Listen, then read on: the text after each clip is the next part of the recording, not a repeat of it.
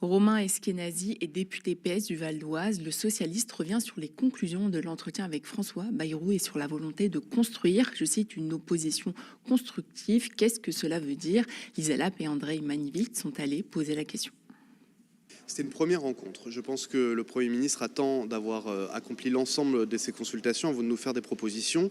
La discussion n'est pas encore entrée dans le fond du sujet. Il a présenté sa méthode simplement, et nous on a réaffirmé notre volonté d'ouverture tout en s'inscrivant dans l'opposition. Nous ne rentrerons pas au gouvernement, nous sommes bien un groupe d'opposition, mais on peut être dans l'opposition et être dans l'opposition constructive. C'est vraiment ce que nous voulons être pour ramener des victoires pour les Français suite au score des élections, c'est-à-dire des victoires pour les Français au niveau fiscal, au niveau des services publics, au niveau du pouvoir d'achat, au niveau des retraites.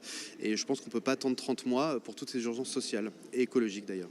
Qu'est-ce que ça veut dire une ouverture? Parce que certains ont peur de certaines compromissions. Donc, c'est quoi un petit peu les chantiers prioritaires pour les socialistes?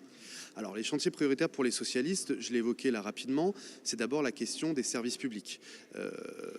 En particulier l'école et l'hôpital. L'hôpital, ça prévoit une baisse de budget, surtout qui ne prenait pas du tout en compte l'inflation. J'ai travaillé 4 ans à l'hôpital avant d'être élu député et je peux vous dire qu'il y a besoin de moyens à la fois pour la trésorerie, pour le fonctionnement, pour l'investissement, pour les recrutements.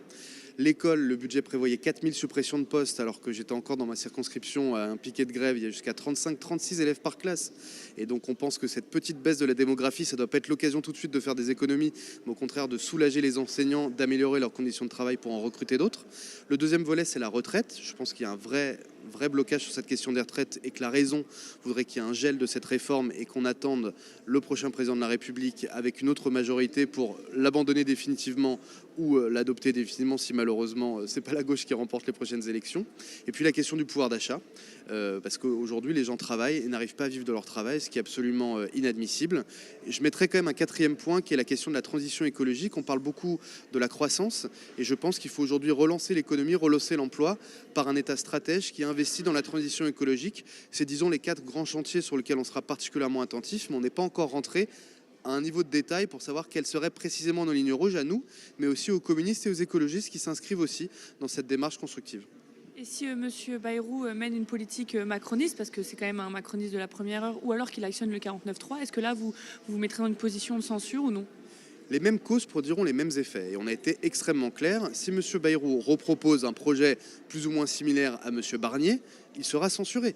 Encore une fois, aujourd'hui, il y a 3 blocs. Un bloc, s'il gouverne seul contre les 2 autres, il est censuré.